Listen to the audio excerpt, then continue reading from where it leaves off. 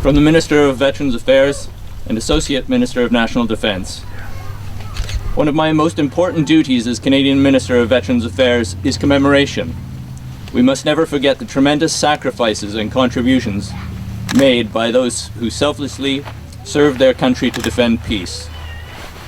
We must also remember the thousands of civilian men and women who, although they did not wear a uniform, played an essential role in the defeat of tyranny. The Jossings, or Norwegian patriots, are an outstanding example of this. At great peril to themselves, they resisted the enemy and aided the Allies during the brutal occupation of Norway by Nazi Germany. On 26 September 1944, a Canadian aircrew was forced to make a hard landing near Os. After they emerged from their damaged Wellington plane, the 6 airmen found a group of locals willing to harbour them, despite the fact that the occupying forces had ordered immediately to shoot any Allied personnel they discovered, as well as to execute residents who helped them. For 2 weeks, the Norwegians sheltered and fed the Canadians, moved them from place to place to avoid detection by the enemy. Finally, on the night of October 11th, 12th, the Canadians were taken back to Scotland via the Shetland bus, a secret connection by sea between British military intelligence and the Norwegian resistance.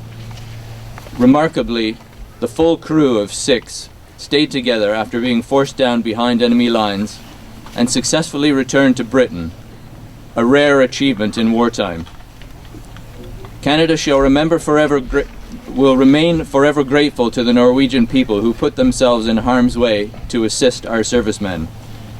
I thank all those gathered here today, in particular the families of the Canadian aircrew and the courageous Norwegians who rescued them, for keeping the legacy of the Jossinger alive for future generations.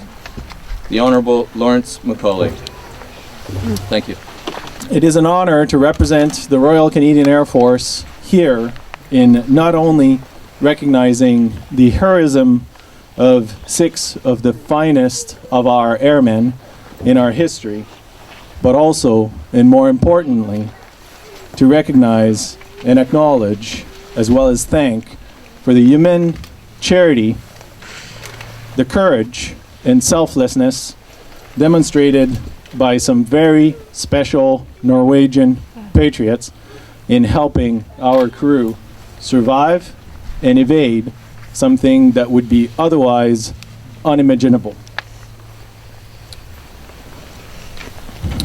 Today, we are blessed to have a special group of friends, both from Canada and from Norway, joined together only by serendipity and joined by this one moment in history so many years later. Thank you very much for your hospitality, Mr. Mayor, and all the people of Norway.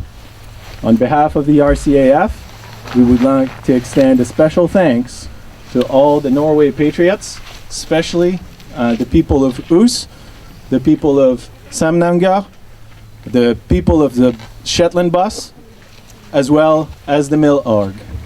To this, I salute you. Ladies and gentlemen, last weekend we had a group from Scalloway in Shetland visiting us in Bergen. They are members of the Shetland Bus Friendship Society and run a museum that tells the story of the Shetland bus during the Second World War. The Shetland bus was one of the most successful operations during the 5 years of occupation, bringing refugees from Norway to freedom in Shetland and taking resistant fighters, weapons and equipment back to Norway. Throughout the war, the Shetland bus thus remained a lifeline between occupied Norway and freedom in Shetland.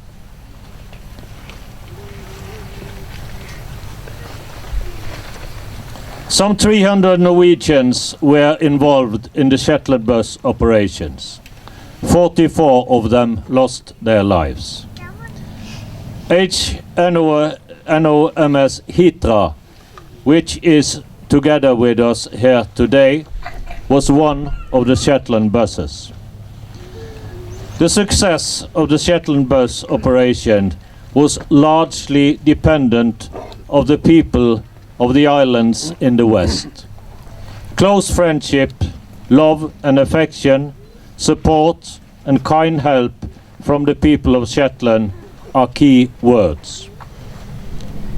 Being invited here today has made me think of the similarities between the Shetland bus operation and what took place here in September 75 years ago.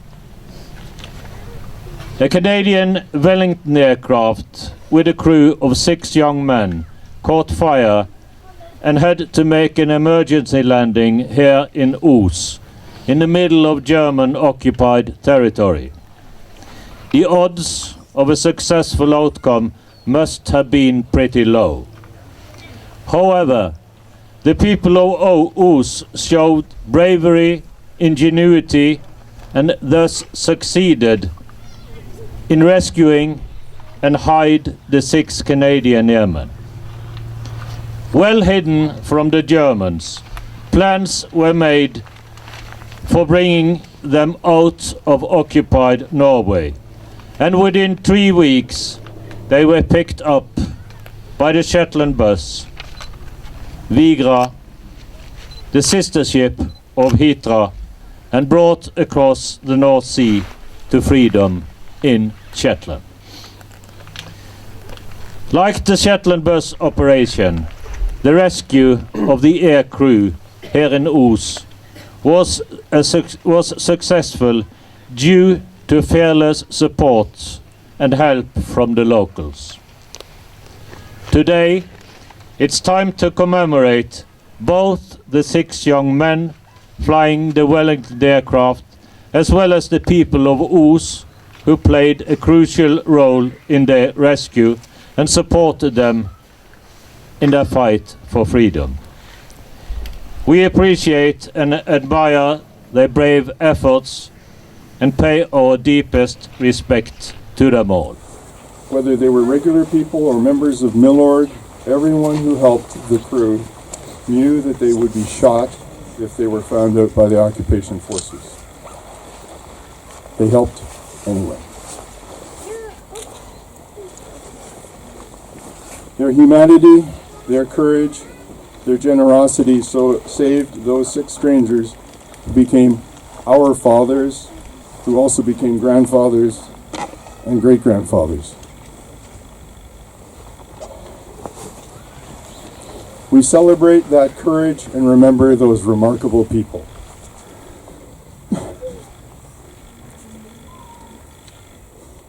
Sorry. We are here, all of us today, to honor them. We also honor you who keep the memory of those people and their actions alive in this community.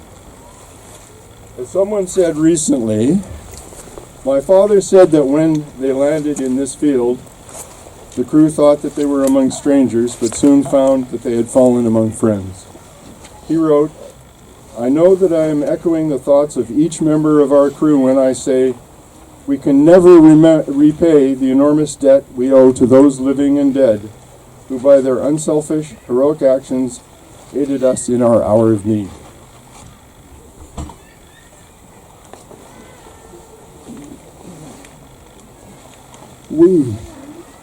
We say thank you. I'm sorry. With all our hearts, we say thank you.